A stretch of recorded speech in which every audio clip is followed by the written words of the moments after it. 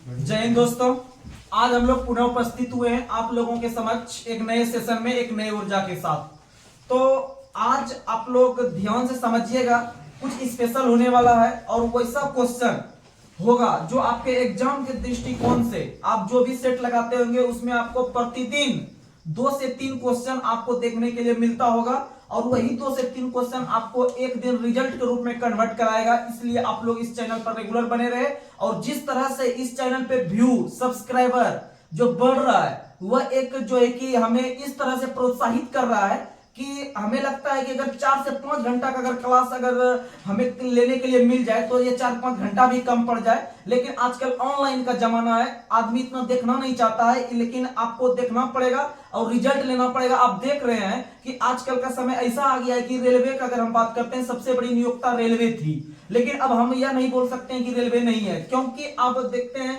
एक साल में 5000 ALP का वैकेंसी आ रहा है। बताइए, वहां पर करोड़ों में फॉर्म गिरेगा और यहाँ पर आपका जो है कि 5000 सीट आ रही है, 6000 सीट आ रही है, इससे क्या हो जाएगा? तो इससे कुछ होने जाने वाला नहीं है। आप जब तक दुनिया का हर एक काम छोड़ के सिर्फ पढ़ाई में नहीं रहते हैं तो आप शायद पीछे रह सकते हैं। इसीलिए आप हर काम को त्याग करके पढ़ाई में आए हैं तो 1-2 साल आप पढ़ाई को दीजिए 100%, देखिएगा आपका रिजल्ट हो जाएगा पक्का और सिलेक्शन हो जाएगा। तो आइए बिना कोई देरी किए हुए हम लोग शुरुआत करते हैं साइंस से। तो आप लोग बताइएगा, अगला क्वेश्चन या पहला क्वेश्चन आप लोग बताइएगा, अमोनिया गैस का जल विलयन का घोल कैसा होता है? क्षारीय। कैसा होता है? क्षारीय। और आप लोग को पता है कि सबसे कम घुलनशील गैस जो होती है आपका जो है कि जल में वो अमोनिया होती है। कौन होती है? अमोनिया। अमोनिया का सूत्र होता है NH3। अमोनिया का सूत्र होता है NH3। और याद रखिएगा कि अमोनिया गैस बनाने में हैबर विधि का प्रयोग किया जाता है। कौन सा विधि? हैबर विधि। अमोनिया गैस बनाने में कौन सी विधि? हैबर विधि। याद रखिएगा। अगला क्वेश्चन आप लोग बताइएगा, सबसे कम परमाणु भार वाला तत्व कौन सा है? हीलियम। सबसे कम परमाणु भार वाला तत्व कौन सा है? हीलियम। अर्थात सबसे हल्की गैस भी कौन सी है? हीलियम। सबसे हल्की गैस हीलियम। और आप लोग को बता दें कि हीलियम भी एक अक्र गैस है। हीलियम भी एक अक्र गैस है। जैसे अक्र गैस बोलते हैं हम लोग organ, radon, xenon, helium, krypton, ये सब जो है अक्र गैस है, जिसे इंटीजर गैस कहते हैं। और अक्र गैस में से एक अक्र गैस है हीलियम। हीलियम जो अक्र गैस है इसका खोज किया है लोकेयर ने। किसने किया है? लोकेयर ने। और बाद में की जितना अक्र गैस है वो सब अक्र गैस का खोज किया रेमजे एवं रेले ने। रेमजे एवं रेले ने, याद रखिएगा। और हीलियम जो है कि एक अक्र गैस है, इसका खोज किया है लोकेयर ने। और इसका परमाणु संख्या कितना होता है? 2। हीलियम का परमाणु संख्या 2, हाइड्रोजन का 1। और हाइड्रोजन में 1 होता है परमाणु संख्या 1 और इसमें प्रोटॉन की संख्या भी 1 और न्यूट्रॉन की संख्या 0। न्यूट्रॉन की संख्या 0 और प्रोटॉन की संख्या प्लस न्यूट्रॉन की संख्या बराबर द्रव्यमान संख्या। तो याद रखिएगा। अगला क्वेश्चन आप लोग बताइएगा, धातु तथा पारे के घोल को क्या कहते हैं? अमलगम। क्या कहते हैं? अमलगम। यानी कि पारा के साथ कोई अन्य धातु को जब मिश्रित करते हैं तो अमलगम बनता है। क्या बनता है? अमलगम। तो क्वेश्चन पूछेगा कि अमलगम बनाने के लिए एक अनिवार्य तत्व कौन सा है? तो पारा। कौन सा अनिवार्य तत्व है? पारा। पारा का संकेत होता है Hg। पारा का संकेत Hg। और क्विक सिल्वर के नाम से पारा को जानते हैं। क्विक सिल्वर के नाम से पारा को जानते हैं। क्विक सिल्वर का हिंदी होता है तीव्र चांदी। तीव्र चांदी, क्विक सिल्वर, तीव्र चांदी, यानी क्विक सिल्वर के नाम से पारा को जानते हैं। और पारा का प्रयोग जो हम लोग 1-2 जगह करते हैं तो वो क्वेश्चन पूछता है कि भाई पारा का प्रयोग कहाँ होता है, तो आप लोग को बता दे कि पारा का प्रयोग सबसे पहले थर्मोमीटर में होता है। किसमें होता है? थर्मोमीटर में। थर्मोमीटर के साथ साथ पारा का प्रयोग ट्यूबलाइट में होता है। किसमें होता है? ट्यूबलाइट में। तो ट्यूबलाइट में पारा कम दाब पर रखा जाता है, यानी ट्यूबलाइट में ऑर्गन गैस के साथ पारा को कम दाब पर जो है कि उसमें रखा जाता है और तभी जो है कि प्रकाश उत्पन्न होता है। तो याद रखिएगा कि पारा का प्रयोग थर्मामीटर के साथ साथ ट्यूबलाइट में भी करते हैं। अगला क्वेश्चन बताइएगा, ओजोन का सूत्र क्या होता है? O3। ओजोन का सूत्र O3। और बता दे कि ओजोन गैस का जो गंध होता है वह सड़ी हुई मछली की तरह है। ओजोन गैस का जो गंध होता है, O3 का जो गंध होता है वह सड़े हुए मछली की तरह है। एक क्वेश्चन यहीं पर और आता है कि सड़े हुए अंडे जैसी गैस किसकी होती है? तो सड़े हुए अंडे की गैस होती है H2S का, यानी हाइड्रोजन सल्फाइड का। किसका होता है? Hydrogen sulphide. 2 क्वेश्चन ध्यान में रखिएगा। 2 क्वेश्चन ध्यान में रखिएगा। ओजोन गैस का जो गंध होता है, ओजोन गैस का गंध होता है मछली की तरह। कैसा? मछली की तरह। और जो है हाइड्रोजन सल्फाइड का जो गंध होता है वो अंडा की तरह। किसके तरह? अंडा की तरह। याद रखिएगा। और आपको लोग को बता दे कि ओजोन परत जो पाया जाता है समताप मंडल में, समताप मंडल में, किस मंडल में? समताप मंडल। ओजोन परत समताप मंडल में पाया जाता है और समताप मंडल में ही जो ओजोन परत का जो लेयर पाया जाता है वही जो है कि हमें बचाता है पराबैंगनी किरणों को आने से, पराबैंगनी किरणों को आने से। आप लोग को पता है कि पराबैंगनी किरण सूर्य के किरण से निकलती है, जो कि अगर हम लोग के शरीर में अगर वो पहुंच जाती है तो एक कैंसर का रूप पैदा लेता है। किसका पैदा लेता है? कैंसर। अर्थात त्वचा कैंसर, अर्थात त्वचा कैंसर। तो उसी को समताप मंडल में ओजोन परत का लेयर पाया जाता है और वो जो है कि उसे ब्रेक करता है, उसे आने से रोकता है। तो अर्थात हम जो ओजोन परत से सुरक्षित है कि नहीं? तो हम लोग का भी दायित्व बनता है कि ओजोन परत को संरक्षण प्रदान करें। तो ओजोन परत को संरक्षण प्रदान करने के लिए सन 1987 में जो बोल रहे हैं याद रखिएगा, सन 1987 में 16 सितंबर का दिन था। 16 सितंबर 1987 में मॉन्ट्रियल शहर है कनाडा के अंदर में, मॉन्ट्रियल शहर है कनाडा के अंदर में, वहां पर विभिन्न प्रकार के देश के आम नागरिक ने बैठक शुरू किया। बैठक में यह निर्णय लिया कि यह ओजोन परत को संरक्षण किया जाए, नहीं तो वहां से पराबैंगनी किरण जो है कि आ जाएगा धरती पर और हम लोग को नुकसान कर देगा। तो उसके लिए मॉन्ट्रियल प्रोटोकॉल जो लागू किया गया वह 1987 में, अर्थात वह किसके संरक्षण से? ओजोन परत के संरक्षण। और तारीख कितना था? 16 सितंबर। तो याद रखिएगा कि 16 सितंबर को ओजोन परत संरक्षण दिवस प्रत्येक वर्ष मनाते हैं। ओजोन परत संरक्षण दिवस कब मनाते हैं? और उससे संबंधित मॉन्ट्रियल प्रोटोकॉल जो हुआ था वह किस देश से संबंध है? कनाडा। किससे संबंधित है? कनाडा। और कनाडा में एक शहर है मॉन्ट्रियल प्रोटोकॉल, और वहां पर कनाडा में ही एक शहर है, आप लोग याद रखिएगा, हैमिल्टन। कौन सा शहर है? हैमिल्टन। और हैमिल्टन से भी एक क्वेश्चन आता है कि हैमिल्टन में ही विश्व का पहला राष्ट्रमंडल खेल जो हुआ था वह हैमिल्टन में ही हुआ था सन 1930 में, सन 1930 में। और उसमें भारत का टीम हिस्सा नहीं लिया था। भारत का टीम हिस्सा लिया था 1934 में। 1934 में लंदन ओलंपिक, लंदन राष्ट्रमंडल में, लंदन राष्ट्रमंडल 1934 में हिस्सा लिया था और पहली बार 1930 में हैमिल्टन कनाडा में हुआ था। अगला क्वेश्चन आप लोग बताइएगा कि मिनी माता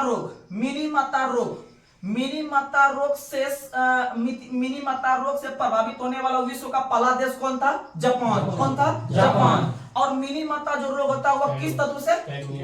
मिनी माता रोग होता है पारा से। किससे होता है? पारा से। मिनी माता रोग किससे होता है? पारा से। और कैडमियम से जो होता है वह इटाई रोग होता है। कौन सा रोग होता है? इटाई रोग होता है कैडमियम से। इटाई रोग होता है कैडमियम से। और मिनी माता हो गया पारा से। मिनी माता हो गया पारा से। और रानीखेत बीमारी होता है मुर्गा में। रानीखेत बीमारी होता है मुर्गा में, याद रखिएगा। और याद रखिएगा फ्लोराइड की अधिकता से दांत का क्षरण शुरू होता है। फ्लोराइड की अधिकता से दांत का क्षरण शुरू होता है। एक और क्वेश्चन आता है कि जो ब्लू बेबी सिंड्रोम रोग होता है, ब्लू बेबी सिंड्रोम जो रोग होता है वह होता है नाइट्रेट की अधिकता से। किसकी अधिकता से? नाइट्रेट की अधिकता से। तो ये सब क्वेश्चन कॉमन है, एग्जाम में देखने के लिए मिलता है। अगला क्वेश्चन आप लोग बताइएगा,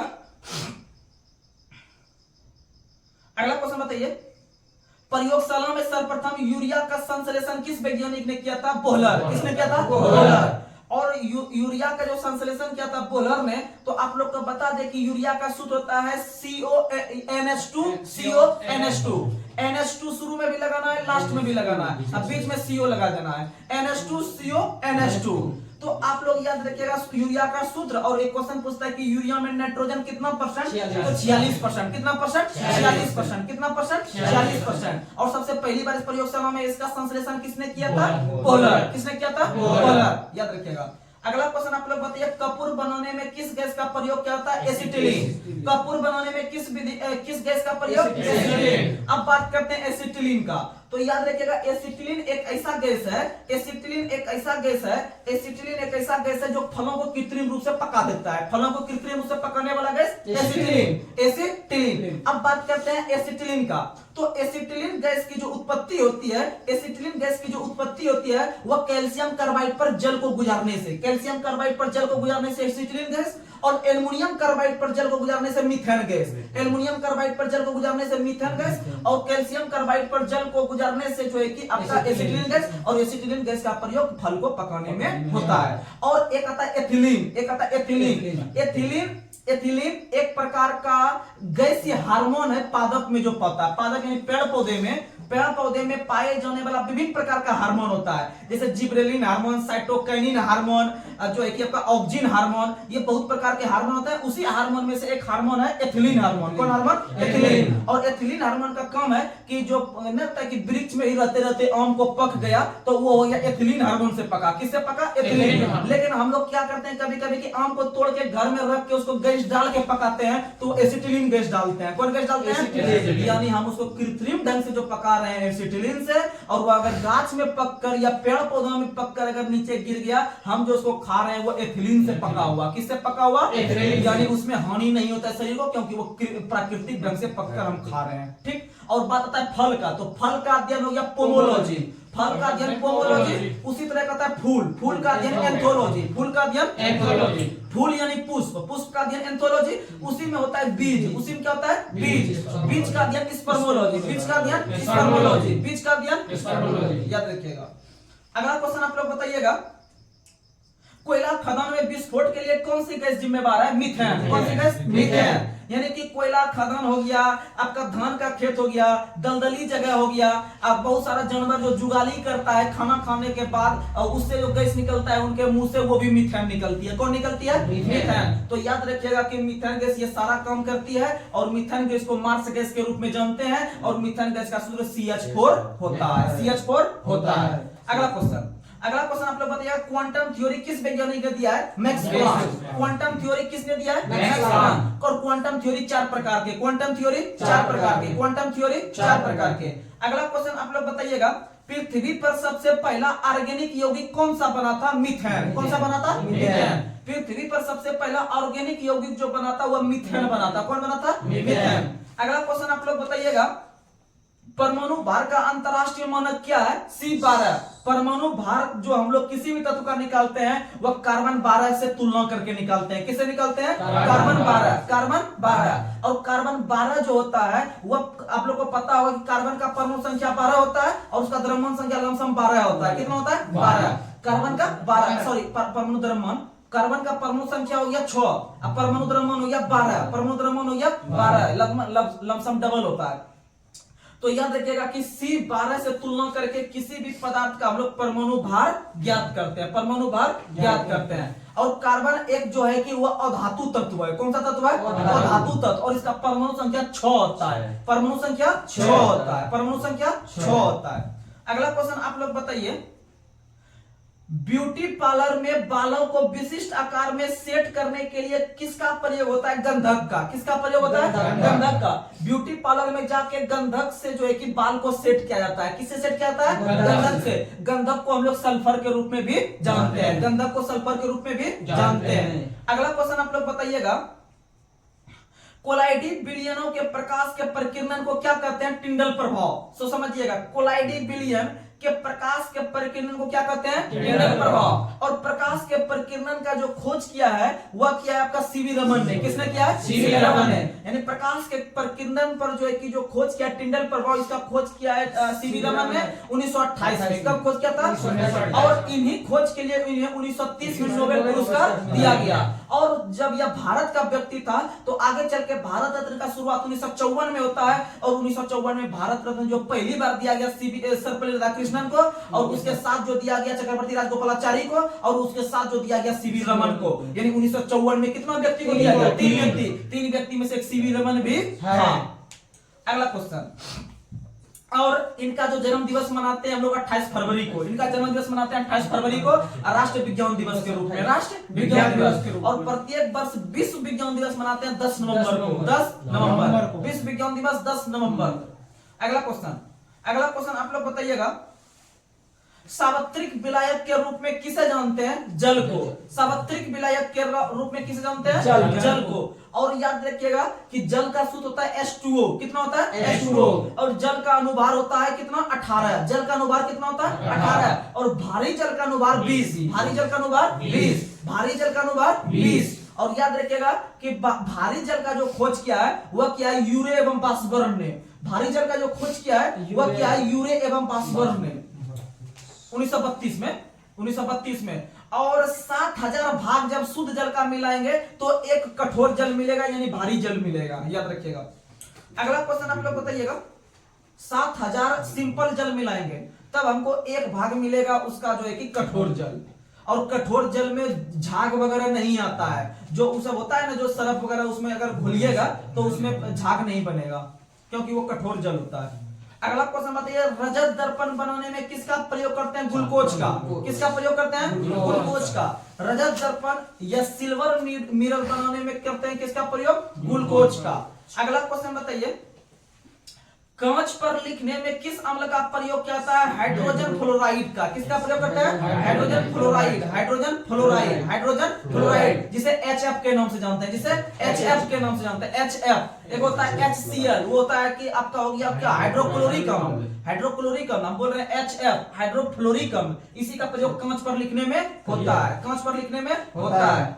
अगला क्वेश्चन, और भारत में कांच के लिए एक शहर है फिरोजाबाद। कौन सा शहर है? फिरोजाबाद। फिरोजाबाद उत्तर प्रदेश में पड़ता है और फिरोजाबाद को कांच उद्योग या फिर चूड़ी उद्योग के रूप में प्रसिद्ध है। और पीतल के शहर के रूप में प्रसिद्ध है मुरादाबाद। पीतल के रूप में मुरादाबाद। पीतल के रूप में मुरादाबाद। और पीतल जो है वह Cu+Sn का मिश्रण है, सॉरी पिताजी Cu+Zn का मिश्रण है। Cu+Zn पीतल Cu+Zn का मिश्रण है और कांसा जो है वह Cu+Sn का मिश्रण है। Cu+Sn का। और जर्मन सिल्वर जो है वह Cu+Zn+Ni का है। जर्मन सिल्वर 3 अक्षर का है, Cu+Zn+Ni, यानी कि कॉपर, जस्ता, निकेल, ये तीनों मिलकर जर्मन सिल्वर का निर्माण करता है। अब जर्मन आया यानी जर्मनी की राजधानी बर्लिन। अब बर्लिन स्प्री नदी के किनारे, बर्लिन स्प्री नदी के किनारे।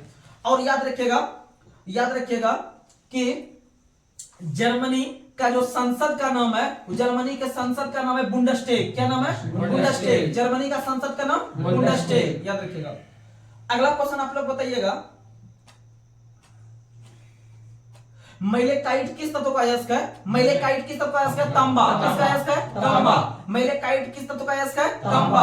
और याद रखिएगा कि मैलेकाइट तांबा का अयस्क है, अर्थात तांबा का सबसे अधिक उत्पादन जो करती है वो मध्य प्रदेश करती है। कौन करती है? मध्य प्रदेश। देखिएगा यहाँ लड़का कंफ्यूज कर देता है, एग्जाम में गलत मार्क किया जाता है। जैसे आप लोगों को पता होगा कि खेतड़ी जो है तांबा के लिए प्रसिद्ध राजस्थान में। खेतड़ी की खान तांबा के लिए प्रसिद्ध राजस्थान में, लेकिन सबसे अधिक उत्पादन राजस्थान नहीं करती है, सबसे अधिक उत्पादन मध्य प्रदेश करती है। कौन करती है?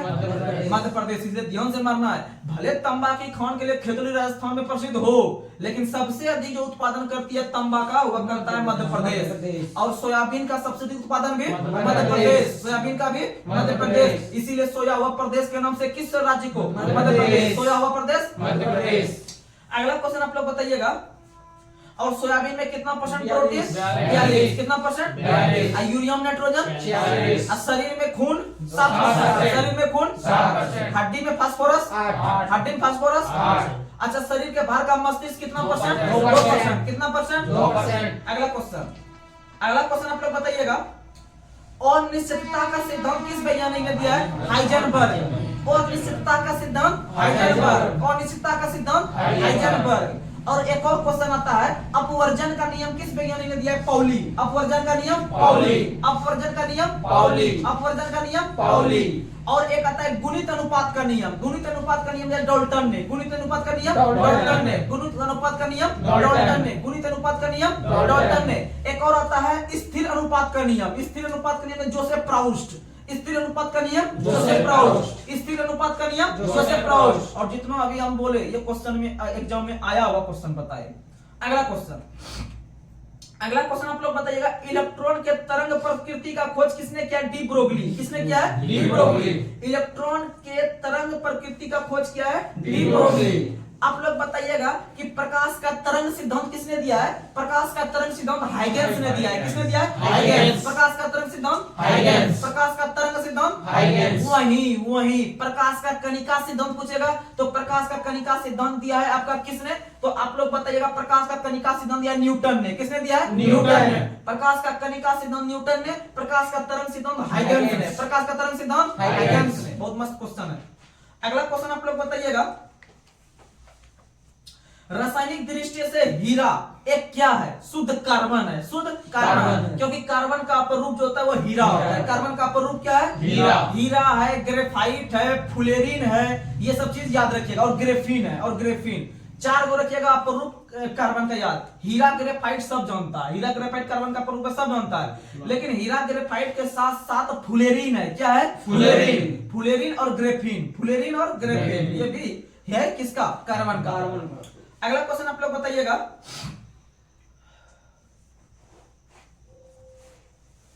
अगला क्वेश्चन बताइए, शैल पर्वत क्रांति, शैल पर्वत क्रांति किस काल को कहा जाता है? मीसोजोइक। किस काल को कहा जाता है? मीसोजोइक। किस काल को? मीसोजोइक। शैल पर्वत क्रांति किस काल को? मीसोजोइक। अब बात आता है पर्वत का, अब बात आता है पर्वत का। अगर आपसे पूछेगा कि हिमालय पर्वत का निर्माण जो है वो किस काल में हुआ है? सेनोजोइक काल में। किस काल में? सेनोजोइक काल में। किस काल में? सेनोजोइक काल में। लेकिन शैल पर्वत क्रांति जो है वो मेसोजोइक काल में, और हमारा जो हिमालय पर्वत है इसका जो निर्माण हुआ है सेनोजोइक काल में। और याद रखिएगा, जहां आज हिमालय पर्वत है वहां पर पहले टेथिस नाम का सागर हुआ करता था। किस नाम का? टेथिस नाम का सागर हुआ करता था। उसी में जो है कि उथल पुथल होने से आज हिमालय पर्वत का निर्माण हुआ है। और हिमालय पर्वत एक प्रकार का बलित पर्वत का उदाहरण है। किसका उदाहरण है? बलित पर्वत। बलित पर्वत, बलित पर्वत का उदाहरण है। और हिमालय की सबसे ऊंची चोटी का नाम है आपका जो है कि माउंट एवरेस्ट। क्या नाम है? Mount Everest. Mount Everest. और माउंट एवरेस्ट पूरे विश्व का सबसे ऊंचा पर्वत चोटी है। वहीं विश्व का दूसरा सबसे ऊंचा चोटी देखे तो K2 है। कौन है? K2। अगर विश्व का तीसरा सबसे ऊंची चोटी देखो तो कंचनजंगा। कौन सा है? कंचनजंगा। पहला पूछेगा माउंट एवरेस्ट, दूसरा पूछेगा तो K2, और तीसरा पूछेगा कंचनजंगा। तीसरा पूछेगा और कंचनजंगा भारत के क्षेत्रफल में ही स्थित है, भारत के क्षेत्राधिकार में स्थित है, सिक्किम के अंदर में। कौन राज्य में? सिक्किम। और कंचनजंगा की जो ऊंचाई है वो है 8586 मीटर। 8586 मीटर। 8586 मीटर। वहीं K2 का ऊंचाई है 8611 मीटर। 8611 मीटर। 8611 मीटर। और याद रखिएगा माउंट एवरेस्ट सबसे ऊंची हो गया 8848.86 मीटर। वहीं पर आपका जो है कि दूसरा नंबर पे जो पूरे विश्व में आता है K2, उसका ऊंचाई है 8611 मीटर। वहीं तीसरा स्थान पे कंचनजंगा जो होता है 8586 मीटर। 8586 मीटर।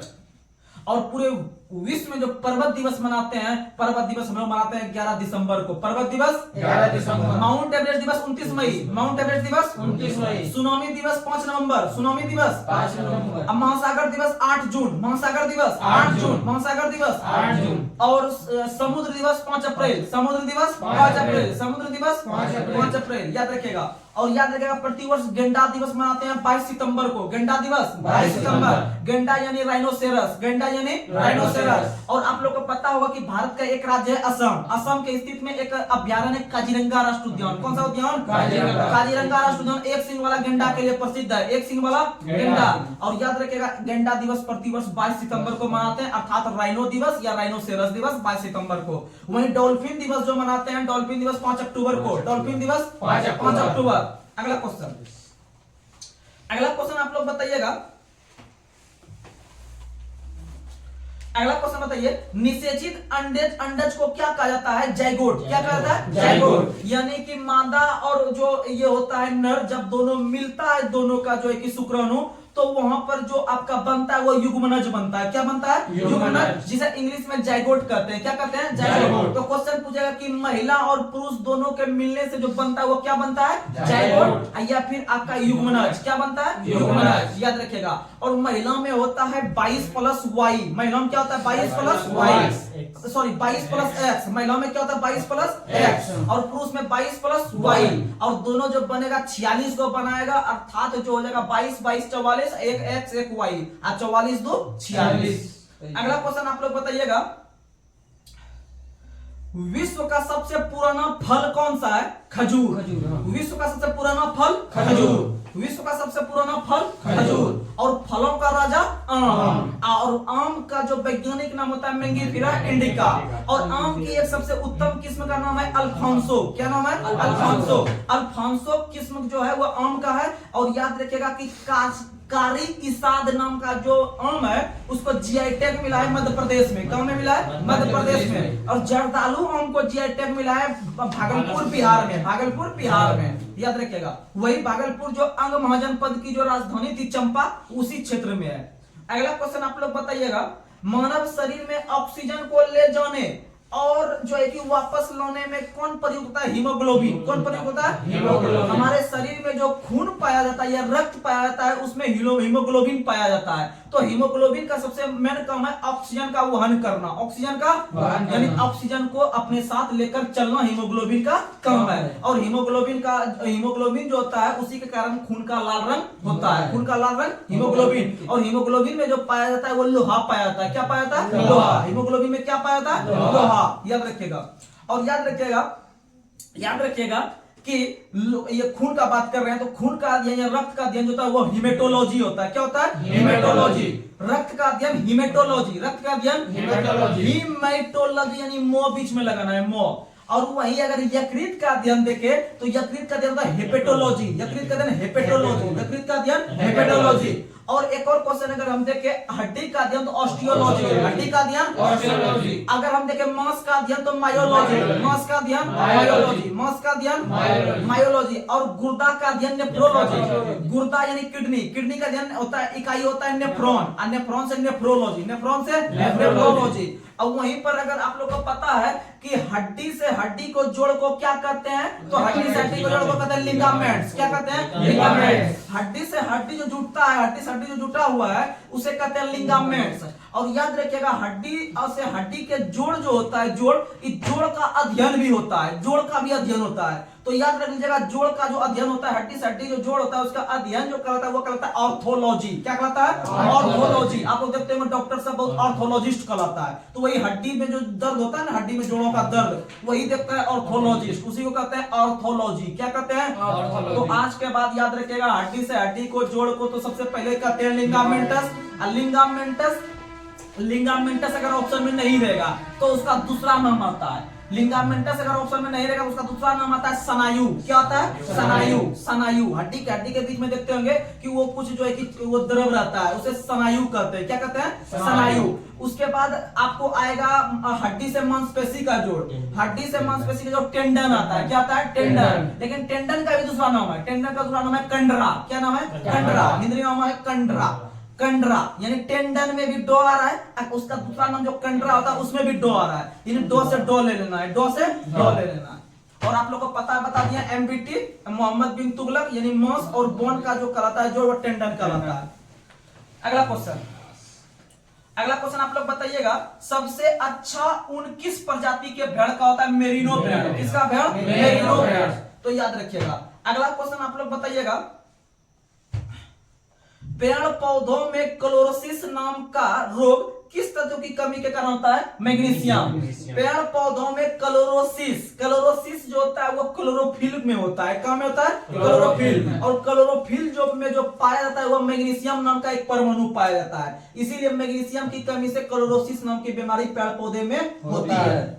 और याद रखिएगा एक होता है लीची में पत्ती का जलना। लीची में पत्ती का जो जलना होता है वह एक तत्व की कमी से होता है, वह मैग्नीज की कमी से होता है। किससे होता है? मैग्नीज की कमी से। उसी तरह होता है नींबू में डाइबैक रोग। नींबू में डाइबैक रोग तांबा की कमी से होता है। नींबू में डाइबैक रोग किसके कमी से? तांबा की कमी से। तो ये सब याद रखिएगा। और नींबू का पीएच मान होता है 2.2। नींबू का पीएच मान 2.2। नींबू जो हम लोग को मार्केट में मिलता है वो 2 रुपया में 2 पीस, 2 रुपया में 2 पीस, 2 रुपया में 2 पीस। और शराब का पीएच मान 2.8। शराब का पीएच मान 2.8। और याद रखिएगा खून का जितना पीएच मान होता है उतना पीएच मान आंसू का होता है। किसका होता है? आंसू। और खून का पीएच मान होता है 7.4। 7.4 अर्थात आंसू का पीएच मान भी 7.4। लार का पीएच मान 6.5।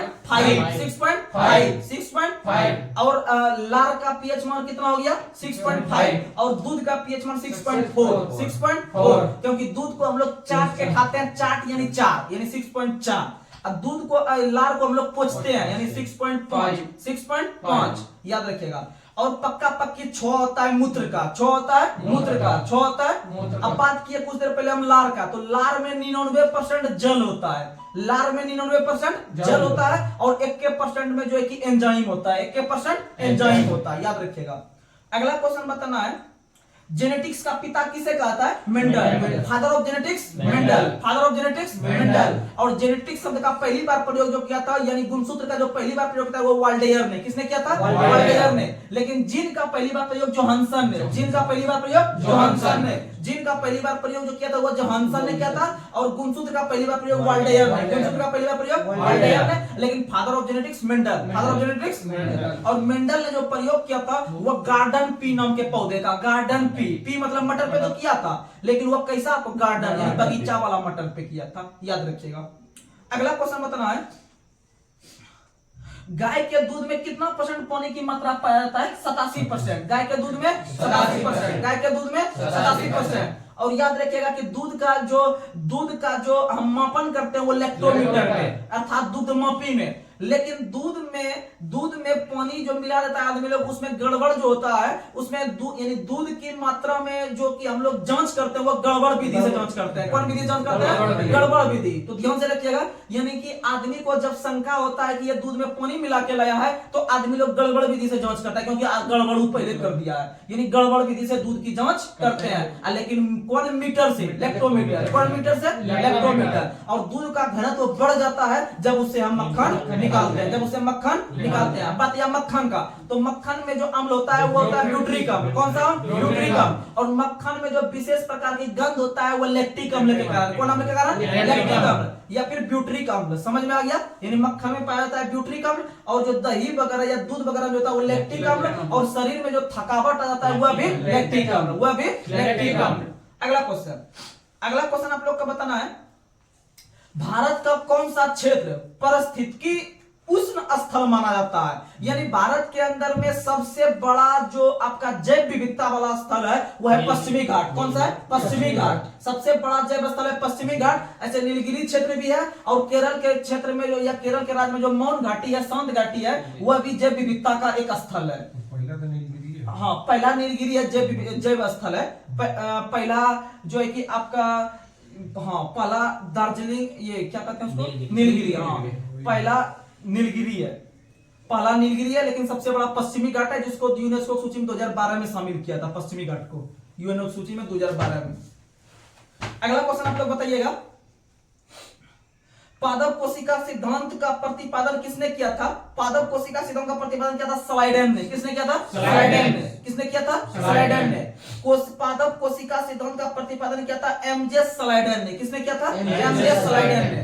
अगला क्वेश्चन आप लोग बताइएगा, सबसे पहला खोजा गया वायरस का नाम क्या था? TMV virus. कौन सा वायरस? टीएमवी वायरस, जो कि तंबाकू में पाया गया था। किसमें पाया गया था?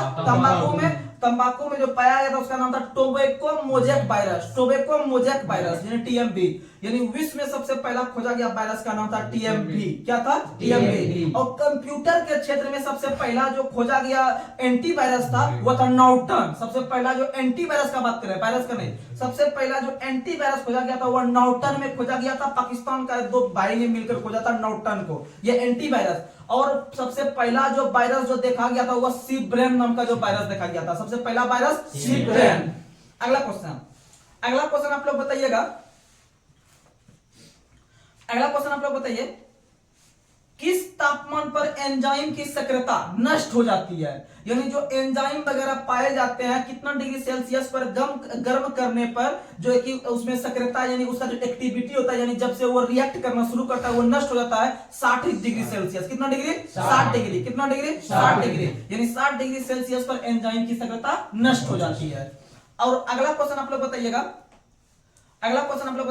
प्रकाश संश्लेषण में ऑक्सीजन कहां से आता है? जल से। कहां से आता है? जल से। क्योंकि जल जो बनता है वो आपका दो तत्व से मिलकर बनता है, एक ऑक्सीजन से, एक हाइड्रोजन से।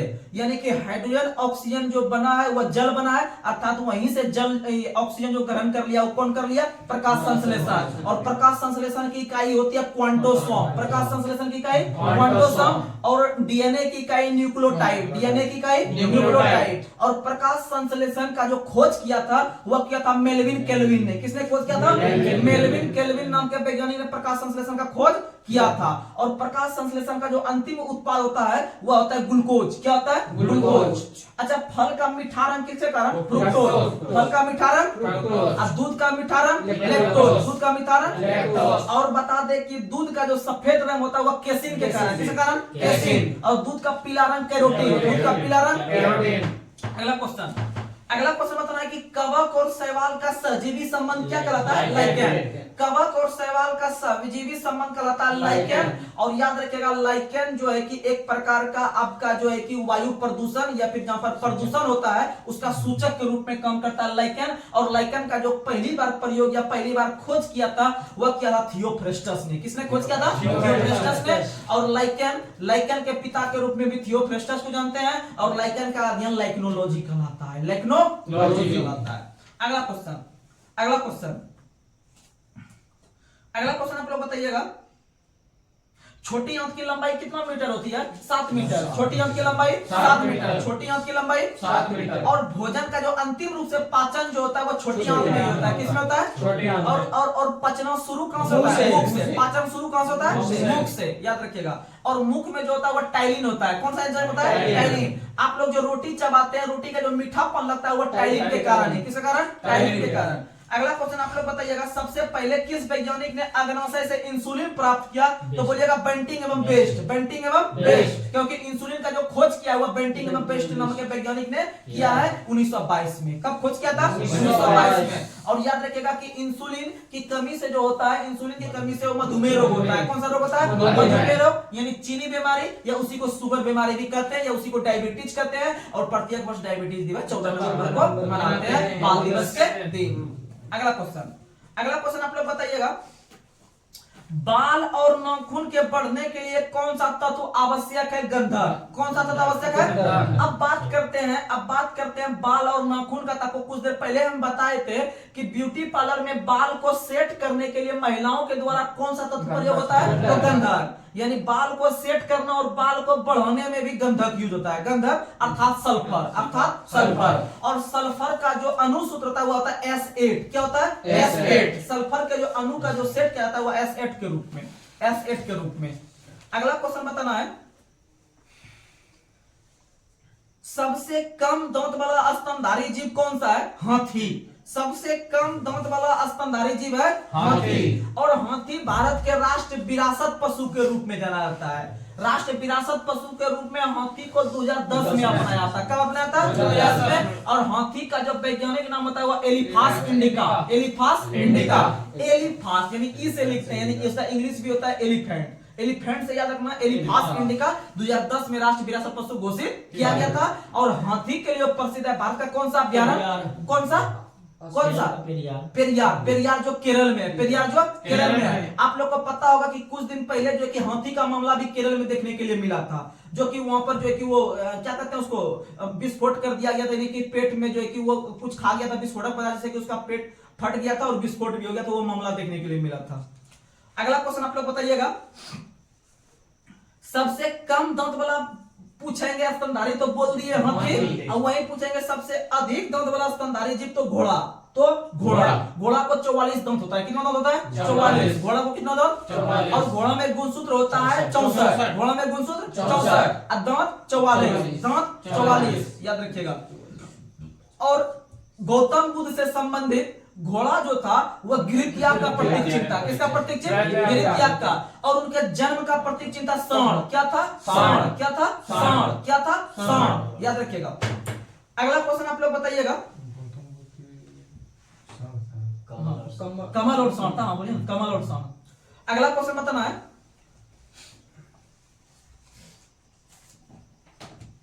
अगला क्वेश्चन आप लोग बताइएगा, गाय में मिल्क फीवर किस तत्व की कमी से होता है? कैल्शियम। क्योंकि आप लोगों को पता होगा कि जब गाय दूध नहीं करती है तो उसे कैल्शियम का जो है कि डोज दिया जाता है या कैल्शियम का पाउडर पिलाया जाता है, तब वो दूध करने लगती है। तो इसका मतलब है कि गाय को मिल्क फीवर बीमारी जो होती है वो कैल्शियम की कमी से। किसके कमी से? कैल्शियम। और कैल्शियम का परमाणु संख्या होता है कितना? 20। कितना होता है? 20। पोटेशियम का 19। पोटेशियम का 19। और ऑर्गन का 18। ऑर्गन का क्लोरीन का 17। अगला क्वेश्चन आप लोग बताइएगा, चूहों में गुणसूत्र की संख्या 40, चूहों में गुणसूत्र 40। और विश्व का पहला देश ऑस्ट्रेलिया बना है जहां पर चूहों का वर्षा हुआ है, चूहों का वर्षा। और चूहा के काटने से प्लेग बीमारी, चूहा के काटने से और चूहा के काटने से प्लेग बीमारी फैलती है, वो लगभग सभी बीमारियों से सबसे फास्ट फैलती है शरीर में। सबसे तेजी से फैलने वाला बीमारी वही प्लेग है, जो कि चूहा के काटने से और बंदर के काटने से भी होता है, याद रखिएगा। और चूहा में गुणसूत्र कितना हो गया 40, चूहा में गुणसूत्र 40। चूहा वाला वर्षा कहाँ हुआ है ऑस्ट्रेलिया, चूहा वर्षा ऑस्ट्रेलिया। अगला क्वेश्चन आप लोग बताइएगा, काली खांसी कौन से अंग को प्रभावित करता है? श्वसन तंत्र। किसको प्रभावित करता है? श्वसन तंत्र। काली खांसी जो प्रभावित करता है किसको? श्वसन तंत्र। अगला क्वेश्चन आप लोग बताइएगा, अगला क्वेश्चन बताना है, पौधों के पुष्पन के लिए किस तत्व की अधिकता होती है? फास्फोरस। किसकी अधिकता होती है? फास्फोरस। फास्फोरस की अधिकता होती है, अर्थात पोटास की आवश्यकता होती है। किसकी आवश्यकता होती है? पोटास की। जैसे आप लोग देखते होंगे जो गांव घर से संबंध रखते होंगे, जो फसल वगैरह जो है कि उगाते होंगे, तो आप लोग को पता होगा कि जब गेहूं वगैरह या धान वगैरह लगाते हैं, जब वह जो है कि उस पे रहता है, जब उसमें फल आने वाला रहता है, तो नहीं कहते हैं एक बार इसमें पोटास दे देते हैं तो जल्दी से सब एक तरह से सब जो है कि फूट जाएगा धान या गेहूं, तो इसीलिए उसमें पोटास दिया जाता है। तो याद रखिएगा कि वह पुष्पन के लिए दिया, यानी फूल होने के लिए दिया या फिर उसमें फल लगने के लिए दिया। तो फल लगने के लिए क्या दिया गया उसमें? पोटास यानी फास्फोरस। क्या दिया गया? फास्फोरस, याद रखिएगा। अगला क्वेश्चन आप लोग बताइएगा, अगला क्वेश्चन बताइए, कोलाइटिस रोग किस अंग को प्रभावित करता है? छोटी आंत और बड़ी आंत। कोलाइटिस नाम का रोग छोटी आंत और बड़ी आंत को प्रभावित करता है, याद रखिएगा। और ब्रोंकाइटिस रोग फेफड़ा को, ब्रोंकाइटिस रोग फेफड़ा को, ब्रोंकाइटिस रोग फेफड़ा को। और कोविड का जो आया था दौर, वह भी फेफड़ा को प्रभावित करता है, जो कि सांस लेने में दिक्कत आता था। अगला क्वेश्चन आप लोग बताइएगा, मेढक के लार्वा को क्या कहते हैं? टेडपोल। क्या कहते हैं? टेडपोल। मेढक के लार्वा को। और मेढक में हृदय की संख्या 3, मेढक में हृदय 3, क्योंकि मेढक का जो आकार होता है वो त्रिकोण होता है। कैसे होता है? और मछली कितना पीस खाते हैं? यानी मछली में हृदय 2, मछली में हृदय 2।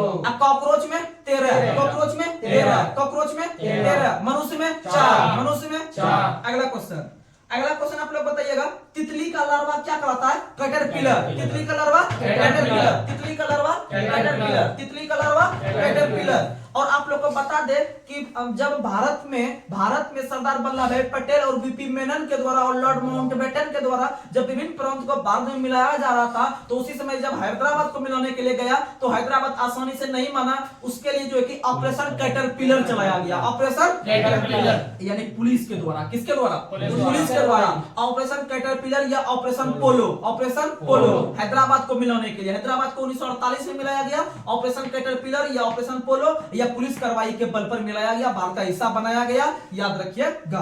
अगला क्वेश्चन, और हैदराबाद जो स्वतंत्र शहर का स्थापना किया था वह क्या था? निजामुल मुल्क। किसने किया था? निजामुल मुल्क, जिसे चिनकिलीज खां के रूप में भी जानते हैं, जिसे चिनकिलीज खां के रूप में भी जानते हैं। अगला क्वेश्चन, अगला क्वेश्चन आप लोग बताइएगा,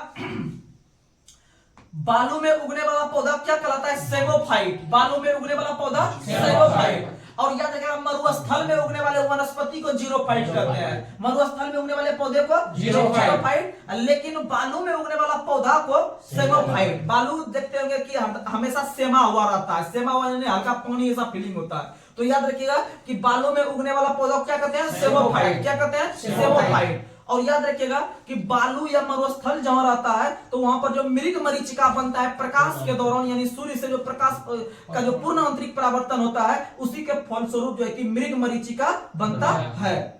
अगला क्वेश्चन, अगला क्वेश्चन आप लोग बताइएगा, वर्गीकरण की आधारभूत इकाई क्या है? जाति। वर्गीकरण की आधारभूत इकाई जाति या स्पीसीज, जाति या स्पीसीज। अगला क्वेश्चन आप लोग बताइएगा, चाय का रासायनिक नाम क्या है? Calcium carbonate. चाय का रासायनिक नाम कैल्शियम कार्बोनेट। और चाय का सबसे अधिक उत्पादन कौन करती है? असम। चाय का सबसे अधिक उत्पादन असम। और असम में जो मिट्टी पाई जाती है वो लेटेराइट मिट्टी। कौन सी मिट्टी? लेटेराइट। अर्थात चाय के लिए उपयुक्त मिट्टी लेटेराइट। और चाय को हरा सोना के रूप में जानते हैं, चाय को हरा सोना के रूप में जानते हैं। और चाय जो है कि अंग्रेज के द्वारा जो लाया गया था, पहली बार असम के घाटी में लगाया गया था 1840 में। कब लगाया था? 1840 में, 1840 में। अगला क्वेश्चन बताना है, अगला क्वेश्चन बताइएगा, राष्ट्रीय पर्यावरण संस्थान किस शहर में है? नागपुर। राष्ट्रीय पर्यावरण संस्थान जिसे शॉर्ट में नेरी करते हैं, क्या कहते हैं? नेरी। नेरी का जो मुख्यालय है वो नागपुर में है। इसका स्थापना 1958 में हुआ था। नेरी का स्थापना 1958 में हुआ है, जिसे लॉन्ग रूप में हम लोग कहते हैं राष्ट्रीय पर्यावरण अभियांत्रिकी संस्थान, जो कि नागपुर में स्थित है। और नागपुर में 0 माइल स्थित है। नागपुर में 0 माइल स्थित है। नागपुर में 0 माइल स्थित है। अगला क्वेश्चन आप लोग बताइएगा, माइटोकॉन्ड्रिया में श्वसन के दौरान क्या निकलती है? ऊर्जा। क्या निकलती है? ऊर्जा, क्योंकि उसमें एटीपी टूट के ऊर्जा का निर्माण करती है। तो याद रखिएगा कि मानव शरीर के किस अंग को कोशिका का शक्ति गृह कहा जाता है? तो माइटोकॉन्ड्रिया। और प्रोटीन की फैक्ट्री लाइसोसोम। प्रोटीन की फैक्ट्री आत्महत्या की थैली लाइसोसोम। आत्महत्या की थैली लाइसोसोम। और कोशिका का यातायात प्रबंधक के रूप में गोल्जी काई को या गोल्जी बॉडी को यातायात प्रबंधक के रूप में। और हमारे शरीर का सबसे मेन हिस्सा जो होता है वह केंद्रक होता है। क्या होता है? केंद्रक। केंद्रक जिसे न्यूक्लियस कहते हैं। और इसका खोज 1821 में रॉबर्ट ब्राउन ने किया था। किसने किया था? रॉबर्ट ब्राउन ने। अगला क्वेश्चन आइए अब जीके में लेते हैं, तो आप लोग ध्यान से कंटिन्यू बने रहिएगा।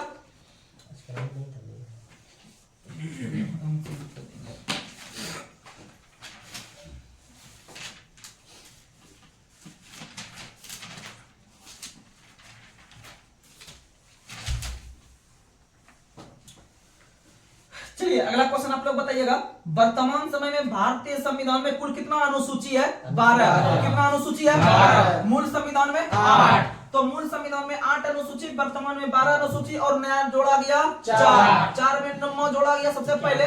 तो नम्मा जोड़ा गया पहला संविधान संशोधन 1951 में जोड़ा गया भूमि सुधार। उसके बाद जोड़ा गया दल बदल 10वां में दल बदल। 52वां संविधान संशोधन 1985 राजीव गांधी के समय। और दल बदल जो वर्तमान समय में लागू होता है 2/3 भाग पे। कितना भाग पे? 2/3। यह पहले 1/3 भाग पे था, अब जो है कि लागू होता है 2/3 भाग पे। तो ये सब चीज क्वेश्चन का डिटेल जो है कि हम लोग टॉपिक लेकर डेली बनाएंगे, तो उससे संबंधित आप लोग जो है कि इसका क्लियर हो जाइएगा। लेकिन फिलहाल जो है कि अगर ओरल डिस्कशन कर रहे हैं तो आप लोग इस तरह से याद रखने की कोशिश कीजिएगा।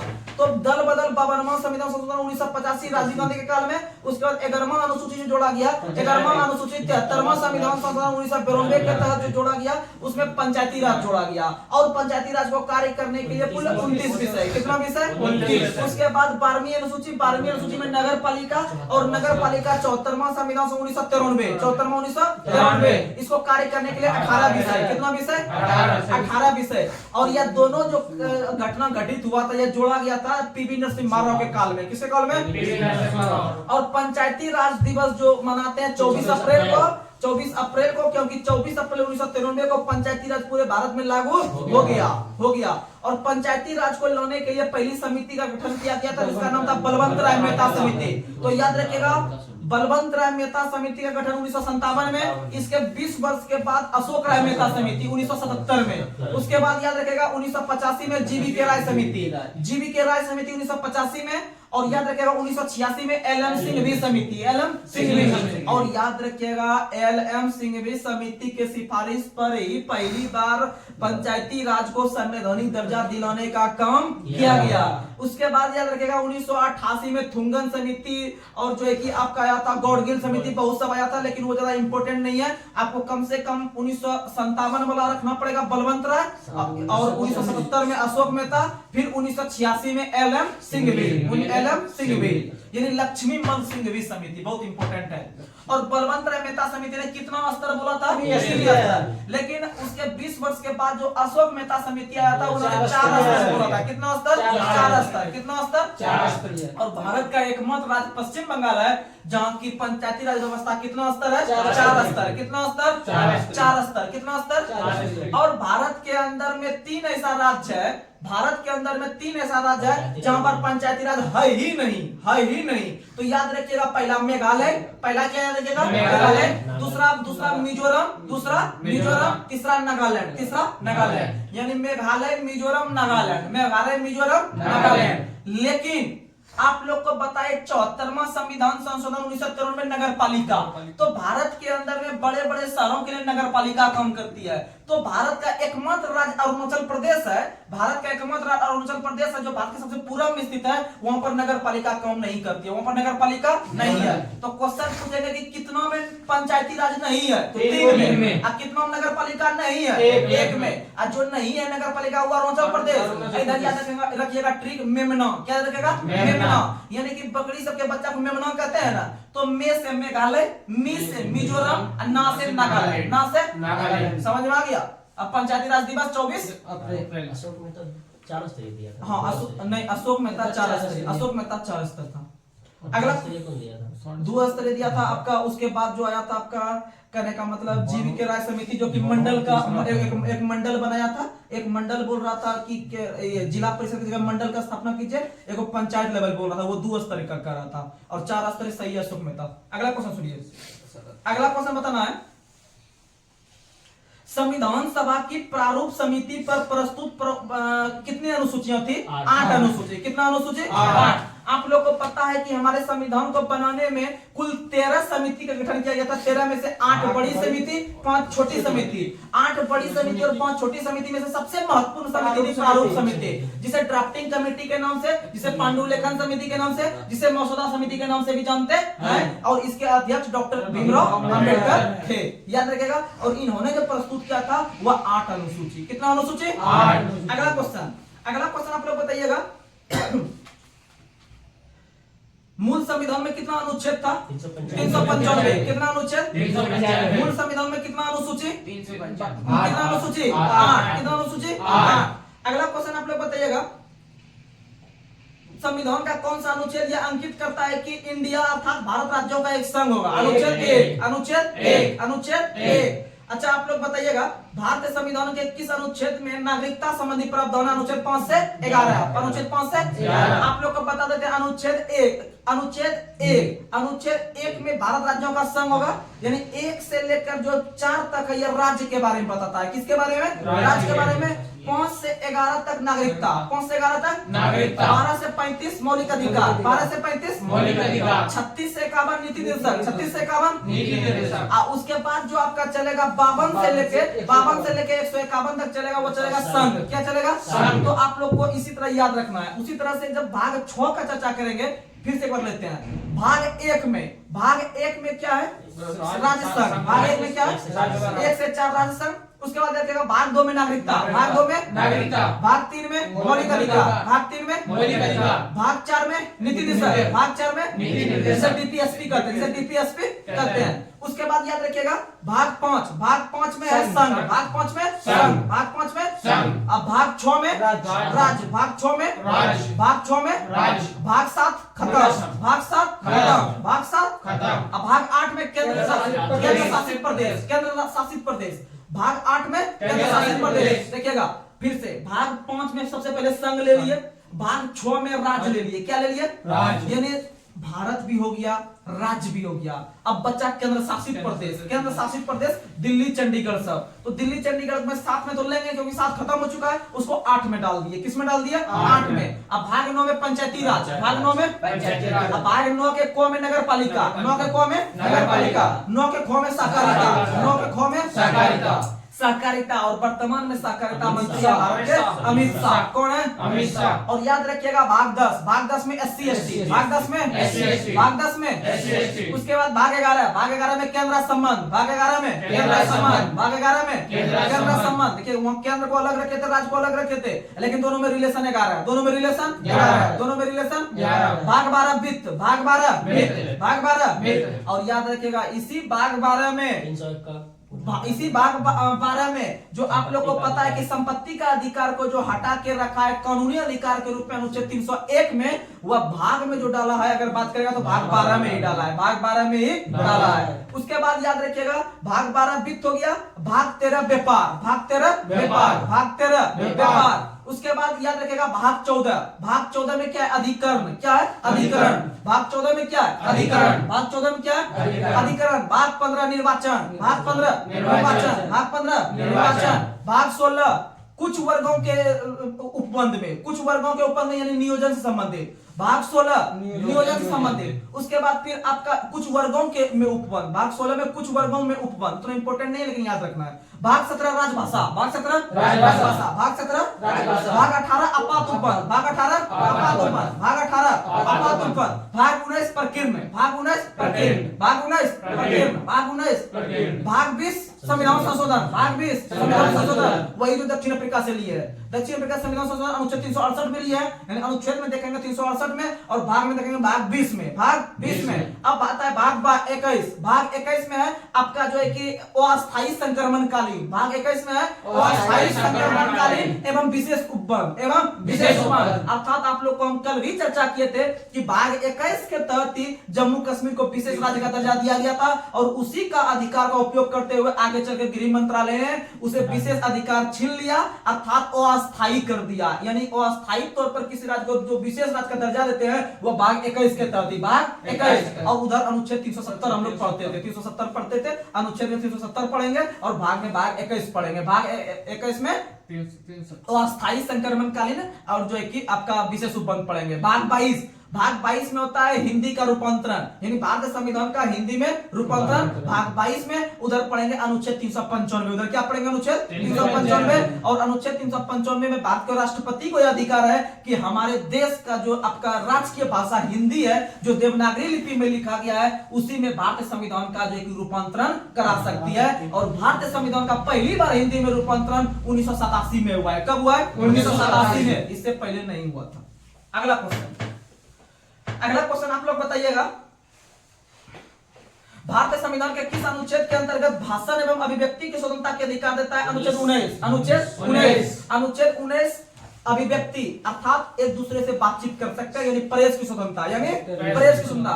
और अनुच्छेद 19 के एक के फर्स्ट के तहत ही झंडा फहराने का अधिकार, क्या फहराने का? झंडा। और अनुच्छेद 19 के तहत ही इंटरनेट चलाने का अधिकार, इंटरनेट चलाने का अधिकार। और इंटरनेट चलाने का अधिकार भारत का पहला राज्य केरल बना है जिन्होंने कि आम नागरिक को फ्री इंटरनेट सुविधा दिया है और भारत के आम नागरिक जो इंटरनेट चला सकते हैं अपने मौलिक अधिकार के अंतर्गत, कोई रोक छेक नहीं। अगला क्वेश्चन, अगला क्वेश्चन आप लोग दिए निजता का अधिकार, निजता का अधिकार किस अनुच्छेद में है? निजता का अधिकार अनुच्छेद 21 में है। किस में है? 21 में। निजता का अधिकार किस में है? 21 में। और याद रखिएगा निजता का अधिकार एक कानूनी अधिकार के रूप में जो बना हुआ बना 2018 से। कब से बना? 2018 से। 2017 में अधिनियम लाया गया था संसद में और उसके बाद उसे पास किया गया 2018 में। निजता का अधिकार, निजता का अधिकार को कहते हैं right to privacy, right to privacy, यानी किसी भी चीज को हम छुपा के रख सकते हैं। जैसे हमारा मोबाइल है या फिर हमारा फोन है जो हम पर्सनल यूज करते हैं या किसी को अधिकार नहीं है छूने का, तो अगर आप किसी के विरुद्ध अगर कोई जबरदस्ती कर रहे हैं तो आपके विरुद्ध FIR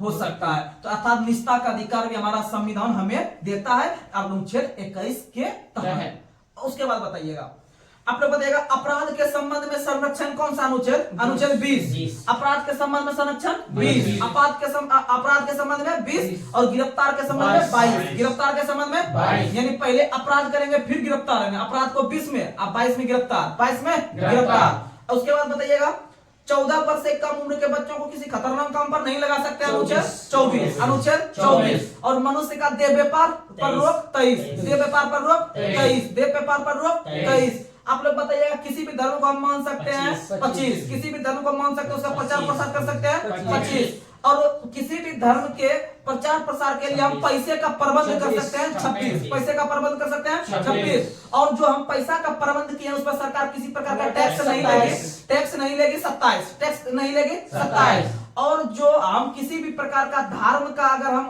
कर रहे हैं प्रचार प्रसार तो उसमें धार्मिक शिक्षा नहीं दे सकते हैं किसी भी सरकारी जगह पे, वो अनुच्छेद 28, अनुच्छेद 28। यानी 25 कोई भी धर्म मान सकते हैं, 26 पैसा का प्रबंध कर सकते हैं और उसके बाद 27 किसी भी प्रकार का जो है कि हम जो है कि टैक्स नहीं देंगे सरकार को। जो भी हम पैसा, जैसे भी सरस्वती पूजा होने वाला है तो सरस्वती पूजा में हम लोग एकजुट करके 10,000 20,000 रुपया जुटा लेते हैं, तो इस पे ये जो जुटा लेते हैं ये जुटाते हैं 26 के तहत। किसके तहत? 26 के तहत। और जुटाने के बाद मान लीजिए मेरा 50,000 रुपया हुआ तो 50,000 रुपया सरकार हमसे उस पर टैक्स नहीं लेगी कि भाई 10% टैक्स लगेगा, ऐसा सरकार नहीं कर सकती है। ये अनुच्छेद 27, ये अनुच्छेद 27। और किसी भी प्रकार का हम धार्मिक जो है कि शिक्षा नहीं दे सकते हैं। अनुच्छेद 28, अनुच्छेद यानी अनुच्छेद 27 नो टैक्स, अनुच्छेद 28 नो एजुकेशन, नो एजुकेशन, समझ में आया। और अनुच्छेद 29 होता है अल्पसंख्यक के हितों का संरक्षण, अल्पसंख्यक के हितों का संरक्षण। और अनुच्छेद 32 होता है आपका जो है कि संवैधानिक उपचार का अधिकार, संवैधानिक उपचार का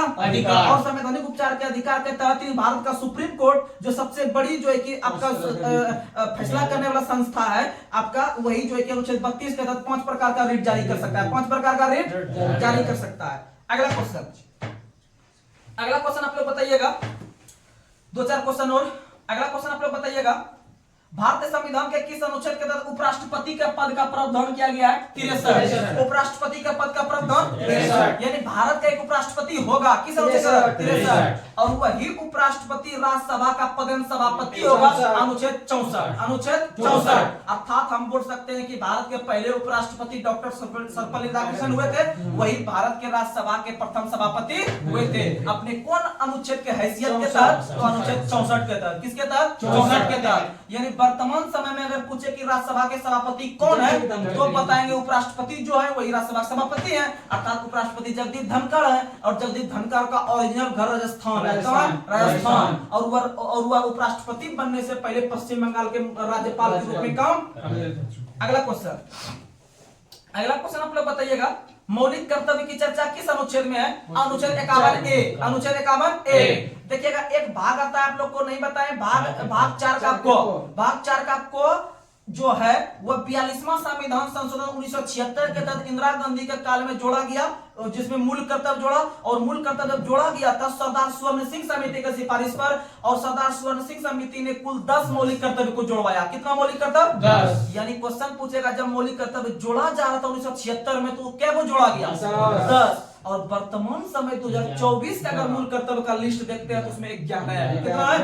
इसका मतलब क्या को पढ़ा? एक। और एक जो पढ़ा वही एग्जाम में बार बार पूछता है कि आखिर कौन पढ़ा। तो 11वां नंबर का जो बना है वह 6 से 14 वर्ष तक की उम्र के बच्चों को निःशुल्क शिक्षा जो होगा वह उनके माता पिता के द्वारा दिलवाया जाएगा, वह उनका मूल कर्तव्य है। और यह अनुच्छेद 21 के क में डाला गया, और अनुच्छेद 21 के क में इसे जो कि नीति ये मौलिक अधिकार के अंतर्गत रखा गया, और उधर मूल कर्तव्य का भी हिस्सा 86वां संविधान संशोधन 2002 के तहत बनाया गया। यहाँ तक ठीक। और इसे जो पूर्णतः जो लागू किया गया था मूल कर्तव्य को, यह जे.एस. बर्मा समिति के सिफारिश पर, कौन समिति? जे.एस. बर्मा समिति के सिफारिश पर मौलिक कर्तव्य को लागू किया गया और जोड़ा गया सरदार स्वर्ण सिंह।